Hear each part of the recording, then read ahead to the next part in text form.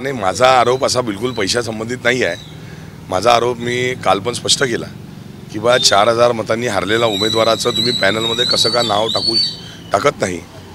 आणि निवडणुकीच्या अगोदर झालेला जो प्रकार आहे 2019 पासून तर आजपर्यंतचा तो प्रकार जो आहे तो प्रकार मी कधीच उघडकीस आणला नाही की जेणेकरून पक्षाची प्रतिमा जी आहे ती मलिन नाही झाली पाहिजे। किती झालं तर सन्माननीय नाना पटोलेजी सन्माननीय म्हणता RSSचे एजंट नाना पटोलेजी यांच्या माध्यमातून जो आहे बराचसा गैरप्रकार हा झालेला आहे आणि तो आता निवडणुकीनंतर मी उघडकीस आणलेला आहे। कुठला गैरप्रकार आहे नेमकं काय तुम्हाला म्हणायचं? गैरप्रकार म्हणजे हाच आहे की एका पद्धतीने जी आहे की शेळके परिवाराची ही तिकीट नव्हती, ही तिकीट जी आहे काँग्रेस पक्षाची तिकीट होती।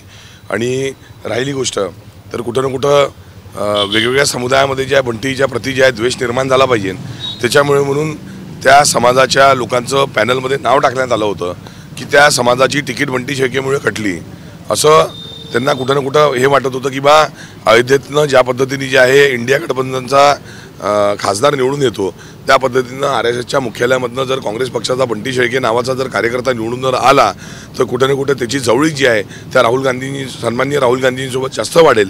त्याच्यामुळे म्हणून सन्माननीय प्रदेशाध्यक्ष RSSचे एजंट नाना पटोलेजी आणि त्यांच्या नागपूरच्या CP सलारांनी जे आहे अशा पद्धतीचा आपल्याच पक्षाचा घात केलेला आहे। म्हटलं एजंट माध्यमातून पैशाचा व्यवहार होणार होता असं देखील म्हटलं जातं, जो ज्याचं नाव या लिस्टमध्ये टाकलं नाही। एक आमचे सहकारी आहे इरफानजी काजी, तर त्यांच्या ज्या मिसेस आहे म्हणजे आमच्या वहिनी ज्या आहे रश्मिताई काजी, तर त्या निवडणूक लढल्या होत्या भालदारपुरातनं काफी कमी मतांनी त्या फरकाने ज्या 2017ची महानगरपालिकेच्या निवडणूक हारल्या होत्या।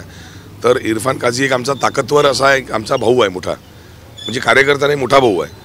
तर इरफान काझीजींना जे आहे इंडिया सन हॉटेलच्या बाहेर जेव्हा ते उभे होते तर त्यांना आतमध्ये जे आहे सन्माननीय प्रवीणजी दटके जे आता आमदार आहे त्यांच्या काही कार्यकर्त्यांच्या माध्यमातून त्यांना आतमध्ये बोलवण्यात आलं।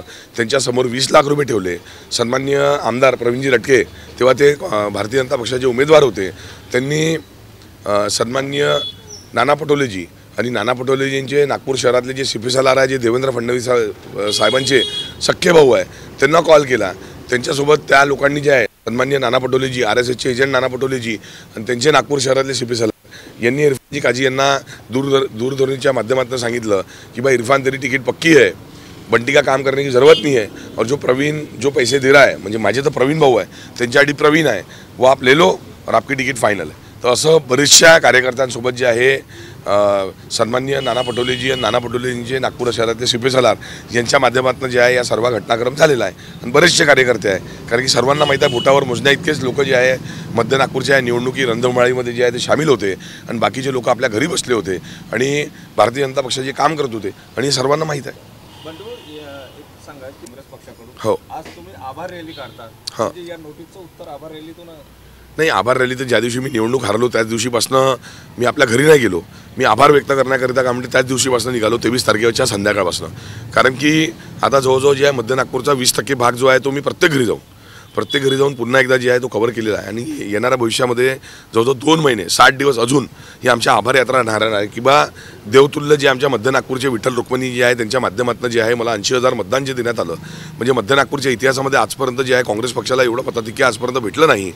आणि राहिली गोष्ट की आपलं नोटीस, त्या नोटीसच्या संबंधी मी आपल्याला सांगू इच्छितो की ते नोटीस जे आहे सन्माननीय नानाजी गावंडे म्हणजे नानाजी गावंडे जे RSSचे एजंट नानाभाऊ पटोले यांचे कार्यालयीन प्रभारी आहे त्यांच्या माध्यमातून नोटीस पाठवण्यात आला। त्याच्यावरती लिहिलेलं आहे की सन्माननीय आपल्या महाराष्ट्राचे प्रभारी रमेश चेन्निथालाजी यांच्या आदेशावरून आणि सन्माननीय नाना पटोलेजी यांच्या सूचनेवरनं तर ज्यांच्या विरोधामध्ये जर समजून चला माझा कौल आहे, जनतेचा कौल आहे, ज्यांच्या विरोधामध्ये जनता म्हणत आहे की RSSचे एजंट आहे तर त्यांच्या सूचनेवरनं ते आपल्याला कसं का नोटीस बजावू शकते है ना। हा आपला सर्वात मोठा प्रश्न आहे।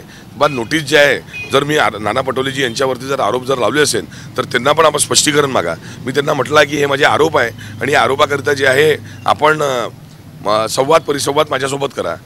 आपल्या मनामध्ये द्वेष निर्माण करू नका। ज्या पद्धतीने RSSच्या मनामध्ये द्वेष राहते तर RSSचे जर एजंट असेल तर त्यांच्या मनामध्ये द्वेष आहे।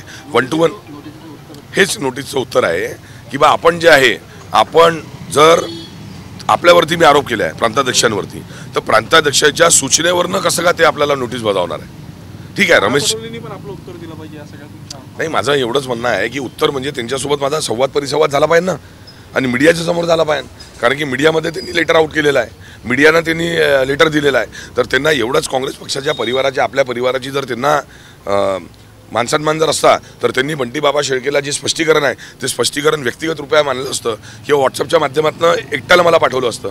पूर्ण मीडियामध्ये जे आहे ज्या पद्धतीने यांचं म्हणणं होतं की बा बंटी शेळके मीडियाच्या समोर का बरं बोलला, म्हणजे 40 से ज्यादा केटली गरमवाले जे लोक आहे, तर प्रांताध्यक्षांनी जेव्हा काय म्हणते मीटिंग बोलवली होती हारलेल्या उमेदवारांची, पराभूत उमेदवारांची, तर तिथे पत्रकार बंधू आतमध्ये काय करत होते, कारण की बाहेर निघाल्यानंतर जे काही मी आतमध्ये बोललो होतो तेच प्रश्न उत्तर ज्या पत्रकार बंधूंनी बाहेर विचारले.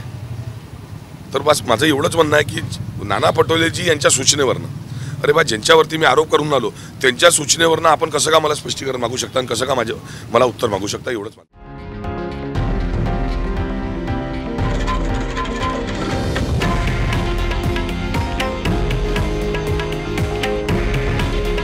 हे आहे देशातील नंबर 1 न्यूज नेटवर्क आणि आपण पाहत आहात TV9 मराठी. काळजी तुमची, हित महाराष्ट्राचं.